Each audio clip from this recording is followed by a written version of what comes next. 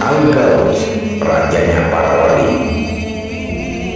Merujuk pada tulisan Tuan Guru Dr. Miftah El Banjari MA, pakar ilmu linguistik Arab, pimpinan Majelis Dalail Khairat Indonesia Malaysia, yang berjudul "Di manakah keberadaan wali berpangkat Al-Ghaus?"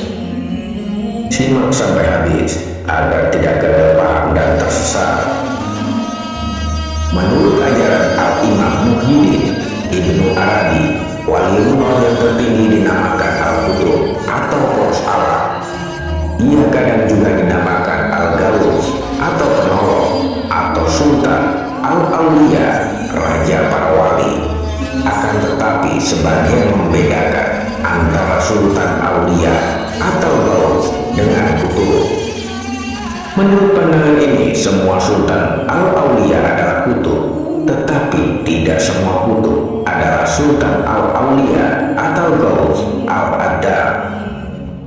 Ada pula menyatakan bahwa makom kedudukan wali Al-Ghaus ini merupakan pangkat tertinggi atau paling puncak yang menempati satu tingkat lebih tinggi di atas wali kutub dan satu tingkatan di bawah Nabi Khidir alaihissalam.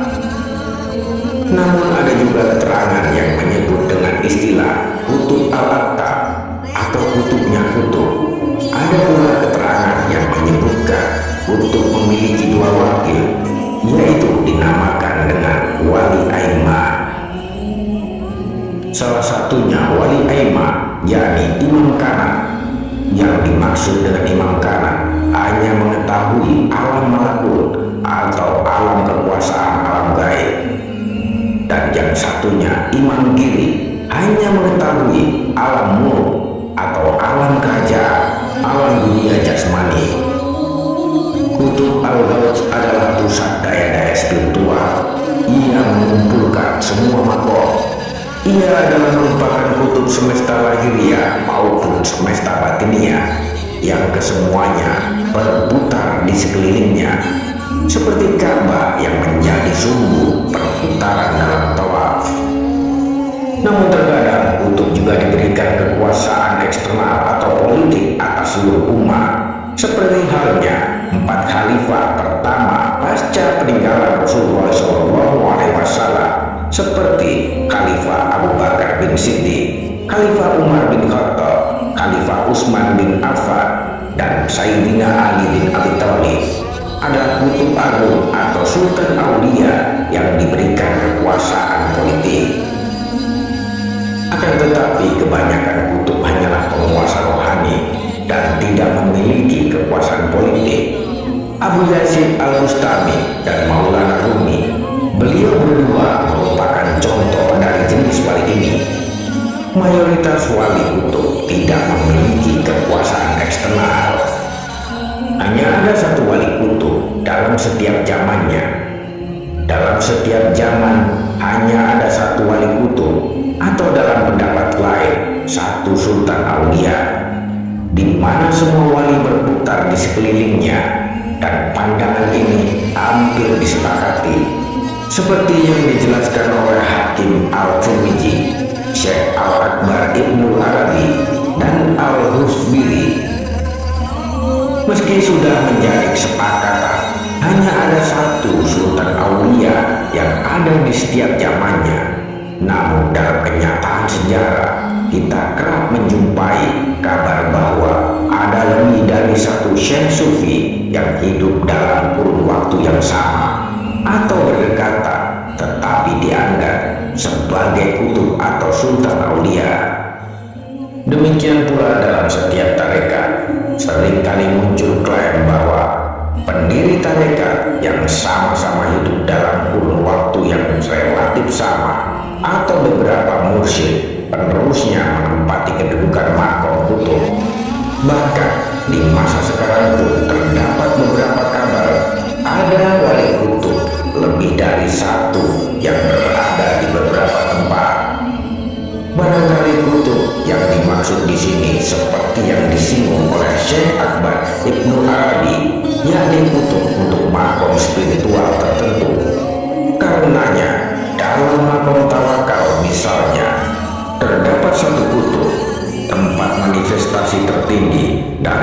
tokoh spiritual tertentu pada zamannya. Semisal Ibnu Arabi itu sendiri dikenal sebagai Sultan Al-Arifin atau rajanya orang berpengetahuan, sedangkan Maulana Rumi ialah Sultan Al-Muhibbin atau rajanya para pecinta. Atau mungkin persoalannya pada zaman kutub hanya satu untuk setiap masa, tetapi persoalannya masa atau zaman yang mana.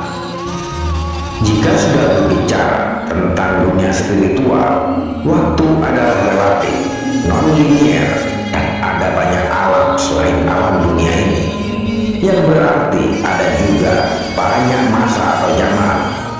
Bagaimanapun ini akan tetap menjadi misteri, dan kita sebagai orang awam hanya bisa berspekulasi berdasarkan keterangan-keterangan.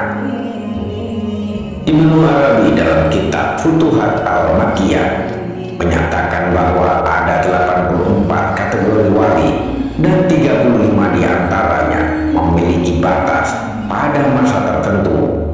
Keterangan dari Ibnu Arabi ini juga dikutip oleh Syekh Yusuf An-Nabhani dalam kitabnya Jami' Karamat Al-Auliya. Kedudukan spiritual wali terdiri dari tingkatan-tingkatan, dari yang tertinggi hingga yang terendah. Masing-masing derajat ini sesuai dengan tingkatan realisasinya, tetapi ada juga beberapa pandangan tentang makom atau kedudukan kewalian yang berbeda-beda, dan berikut ini beberapa di antaranya. Menurut Syekh Hakim Al-Tirmizi ada 5 kategori umum wali, yakni yang pertama Al-Mudala, yaitu wali-wali pengganti yang berada pada derajat kedekatan. Yang kedua Al-Akhyar, atau orang-orang pilihan, manusia yang memilih Allah dan karenanya Allah pun memilih mereka. Dan yang ketiga Al-Abrar, orang yang baik. Mereka adalah orang-orang yang amalnya bebas dari segala sesuatu selain Allah. Lalu kemudian yang keempat Al-Muhaddisin, orang yang dijaga dengan kebenaran oleh Allah. Dan yang kelima adalah Khatam Al-Auliya, atau penutup para wali. Kedudukannya berada di atas semua kedudukan wali. Menurut Syekh Husain Kamal, jumlah golongan wali dalam tradisi tarekat Chistiyah disebutkan sebagai berikut: 1 orang kutub Al-Auliya, 70 orang wali Mujabah, 300 orang wali Nugabah, 500 orang wali Akhyar, 25 orang wali Abrar, 4 orang wali Auta, dan 40 orang wali Abdal. Menurut Imam Al-Rufbiri, berdasarkan keterangan para sufi ahli kasyaf, ada 1 orang wali kutub, 3 orang atau 12 orang menurut Ibnu Arabi wali Nugabah, 4 orang wali Auta, 40 wali Abdal atau 7 orang versi Ibnu Arabi, 300 orang wali Akhyar, 4.000 orang Rijalul Ghaib. Lantas bagaimana dalil tentang kebenaran keberadaan mereka? Syekh Ibnu Hajar pernah ditanya tentang makom waliyan Rijalul Ghaib atau wali-wali yang tersembunyi, dan apa dalil tentang adanya kebenaran keberadaan mereka. Imam Ibnu Hajar menjawab, mereka dinamakan Rijalul Ghaib sebab kebanyakan manusia tidak mengetahui keberadaan mereka. Mereka dipimpin oleh seorang wali yang bermakom Al-Qutub Al-Ghaus, tempat berputarnya 4 arah dunia, sebagaimana berotasinya astronomi galaksi di langit. Allah menyembunyikan keberadaan mereka dari orang-orang bermakom khas maupun awam.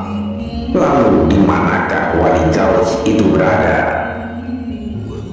Imam Al-Khatib dalam kitab Thariqul Baghdad dari Imam Al-Kanani berkata bahwa wali Nugabah berjumlah 300 orang, wali Mujabah berjumlah 70 orang, wali Mudala atau wali Abdal berjumlah 40 orang, wali al-ahyar berjumlah 7 orang, wali al-ab berjumlah 4 orang, sedangkan wali gaut berjumlah 1 orang saja. Wali nukaba terbanyak di Maghrib di barat, wali mujabah terbanyak di Mesir, wali abdal terbanyak di Syam, wali ahyar berkelana di muka bumi, wali al-ab berada di pojok bumi, wali al-gaut berada di Makkah al-Mukarramah. Dengan demikian, maka jelaslah bahwa menurut keterangan dari para ulama yang masyhur menyatakan bahwa tugas dan kedudukan tempat tinggal wali kutub al-gaut itu bertempat di Makkah al-Mukarramah, bukan di tempat lainnya. Kebanyakan kutub tersembunyi atau hanya dikenal oleh wali tertentu, dan hanya sebagian kutub atau sultan al-aulia yang masyhur dan dikenal oleh orang awam. Kadang-kadang kutub baru dikenal banyak orang setelah dia meninggal dunia. Maka ditegaskan sekali lagi, terkadang wali kutub baru dikenal banyak orang setelah beliau wafat. Memang ada kedudukan wali kutub ini diketahui semasa hidupnya sebagai seorang wali kutub, seperti makom walian kutub al-alimul alama Kiai Haji Jaini Abdul Ghani, atau yang lebih dikenal dengan sebutan Abah Guru Sekumpul. Namun kepangkatan itu bukan atas pengakuan beliau sendiri, melainkan pengakuan dari wali-wali besar di zamannya. Terkadang kutub terang-terangan menyatakan diri sebagai kutub kepada murid tertentu, atau ketahuan sebagai kutub oleh murid tertentu. Semisal Kiai Khalil dari Bangkalan, Madura, pernah mengaku secara terus terang kepada Kiai Ridwan bahwa dirinya ialah kutub. Namun beliau berpesan agar kedudukan ini tidak disebarluaskan ke khalayak umum sebelum dirinya meninggal. Hal yang sama juga terjadi dalam kasus Kiai As'ad Syamsul Arifin dari Situbondo. Dalam kasus ini kedudukan ketahuan oleh salah satu seorang muridnya, yang sang murid bertemu dengan seorang wali di Makkah yang menyuruhnya membaca ayat tertentu, surah An-Nisa ayat 41 kepada Kiai As'ad. Ayat ini membuat Kiai As'ad menangis selama hampir 1 jam, dan terbukalah kedudukan sesungguhnya dari Kiai As'ad. Tetapi beliau juga berpesan agar rahasia ini tidak diungkapkan sebelum dirinya meninggal. Walhasil, memang tidaklah mudah mengetahui secara persis dan pasti keberadaan para wali Allah ini, sebab mereka termasuk para kekasih Allah yang memang sejatinya keberadaan mereka disembunyikan oleh Allah Subhanahu wa Ta'ala. Ditambah tabiat para wali ini sejatinya merupakan para hamba Allah yang senang menyembunyikan ibadah, makom serta Allah mereka para hamba Allah yang mukhlisin. Jadi sangatlah jelas, dengan demikian tidaklah para wali Allah itu ada di antara mereka yang mendakwakan diri atau mengklaim sebagai wali Allah, sebab mereka memiliki keharusan menjaga rahasia-rahasia alam semesta ini dalam setiap tugas dan kepangkatan mereka. Wallahu a'lam. Terima kasih telah menyimak. Sampai jumpa di video-video berikutnya. Wassalamualaikum